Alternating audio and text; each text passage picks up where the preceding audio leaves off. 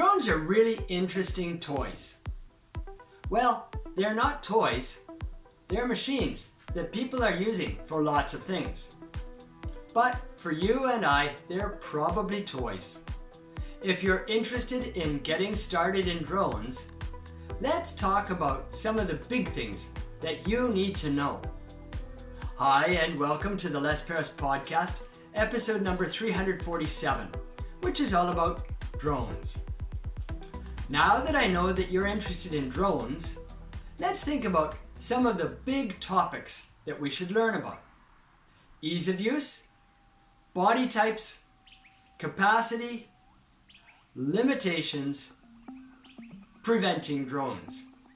Ease of use. If you're just getting started using drones, you want to get a drone that has several rotors on it. The rotor is just a small blade like on the top of a helicopter. In technical jargon, this is a rotary wing. To use more technical jargon, you want a multi-rotor drone.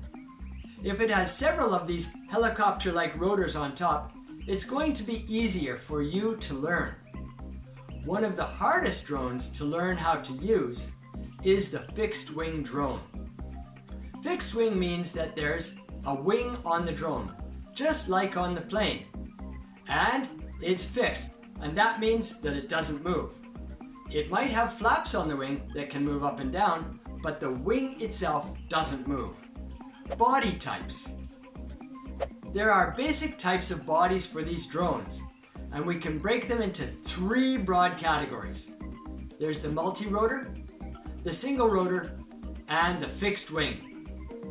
As I said before, the fixed wing is the most difficult to use, but it has some trade-offs because it's the fastest and it can go the farthest on a single battery charge. They perform better in high winds. On the other hand, they cannot do a vertical takeoff and landing, so they're harder to take off and land with. They're also more expensive and less maneuverable. Multi-rotor drones, on the other hand, can't go as far, but they're easier to use, more maneuverable, and you can change what they're carrying quite a bit more easily. So you can change your camera if you want to. Capacity. The multi-rotor drone seems to be able to carry a larger capacity, but the downside is that it'll have a shorter flight time. The fixed wing drone has a fixed capacity. That means there's a limit to how much it can carry, and it's difficult to change what it's carrying, while it's easier to change what the multi-rotor drone is carrying. Limitations. What we're talking about here is the rules that apply to flying drones. I don't intend to tell you what the rules are because they're going to be different for every country, but here are some things that you have to think about. Are you going to be flying for fun or for money? Oftentimes, the license that you need is different if you want to fly it for fun or fly it for money. What I mean by fly for money is you're getting paid to fly the drone. It's your job.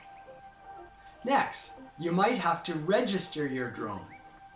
There will be all sorts of different rules on which drones need to be registered, which drones don't, and you might register it if you're doing it for business, and not register it if it's not for business. Then there's the rules on flying the drones. Where can you fly it? Most countries will make it illegal to fly a drone near an airport, for instance. There will also be a height restriction. That height restriction could be 150 meters above the ground. You can't fly higher than that without a special license or perhaps a special permit. Some places may say you can fly over other people's houses, and some places will not allow it. Then there's one more limitation. That's the people around you. They may get angry if you're flying your drone close to them, and they may damage it, which brings us to the next point. Preventing drones. Other people may try to prevent your drones from flying, or you might want to learn how to prevent other people from flying their drones. There are special shotgun shells that you can shoot from a shotgun that release a net to capture the drone and make it fall to the ground. There have been cases where people use falcons to take the drone out of the air. There is some danger to the bird, but not that much if it's well trained. Other people might want to just shoot your drone with a shotgun shell. In America, that's possible. That will destroy the drone, of course. And then there are radio wave jammers, which can prevent you from sending or receiving signals from the drone. And therefore you functionally can't fly it anymore, and it will probably crash. I think drones are really cool, and it would be fun to have one. I think you might feel the same, because you're still listening to this podcast. If you want to get a drone, first do a bit of research. This podcast is giving you some areas to look into. Go out and study, and have fun with your drone. Thank you for listening.